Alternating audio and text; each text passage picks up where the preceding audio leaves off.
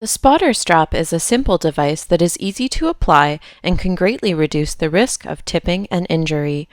You should use a strap specifically designed for this purpose to ensure it will not break during use. The spotter strap can be used at any time, and you may choose to use it for all training activities. However, you must use the strap when you are practicing activities where there is a risk of tipping or other risks. The strap can be used for both indoor and outdoor activities. Remember to communicate with your spotter and let them know when you are intending to move so they are ready to react and so you don't pull on the strap when they are not prepared.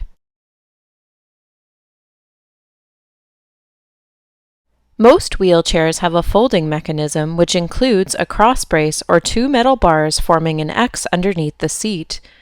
One end of the spotter strap will wrap around the center of the X. The strap has a loop at each end. While standing behind the wheelchair, take one end of the strap and slip it over the bars where they cross, so one loop is hanging from the cross brace. Reach underneath the cross brace and grab this loop, pulling it towards you a short distance.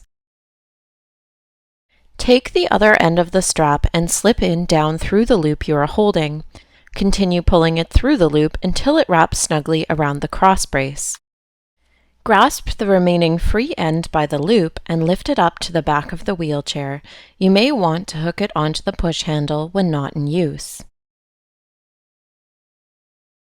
Some wheelchairs have a rigid frame and do not fold up in the same way.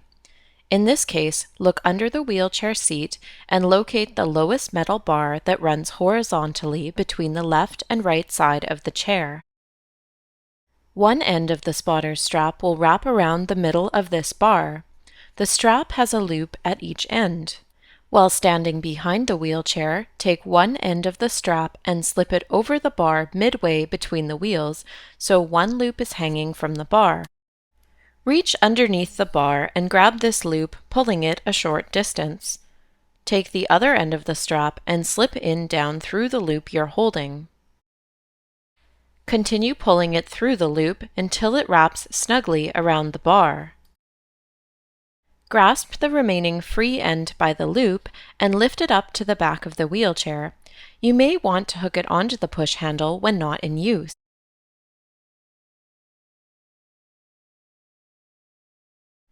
The strap can be adjusted longer or shorter to best fit the spotter. There are two buckles or brackets on the strap. The fixed bracket is attached to the end of the longer loop. The moving bracket slides along the single length of strapping between the short and long loops. Sliding the movable bracket toward the larger loop will make the single strap longer, increasing the overall length of the strap. Sliding it back towards the smaller loop will make the strap shorter. In this demonstration, we push the strapping through the movable bracket and make some slack. Then pull on the smaller loop, pulling the slack through the movable bracket and lengthening the strap.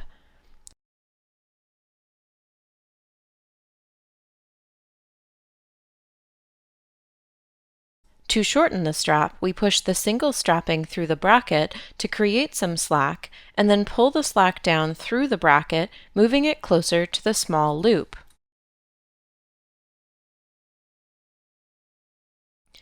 When standing a short distance behind the wheelchair and pulling the strap tight, the spotter's elbows should be bent at about 60 degrees with their forearm and hand pointing slightly down and forwards. If your elbow is bent more than this and your hand is pointing up, you should shorten the strap. If your elbow is straighter less than this and your hand is pointing down, you should lengthen the strap slightly. This position is recommended because it is generally most comfortable and it provides the spotter with better leverage to stop a rearward tip and return the wheelchair to an upright position. During training activities, the spotter should hold the strap in the palm of their hand with their palm facing upwards. Holding the strap across your fingers or with your palm facing down increases the risk of the strap accidentally being pulled out of your grasp. Do not place the loop around your wrist. This can result in serious injury if unexpected movements occur. Allow some slack in the strap so you don't interfere with wheelchair movement or performance of skills. Spotting position will depend upon what activity is being performed. In general, you should walk close enough behind the wheelchair that you can intervene if necessary, but not so close that you interfere with the wheelchair or could accidentally be bumped by the wheelchair.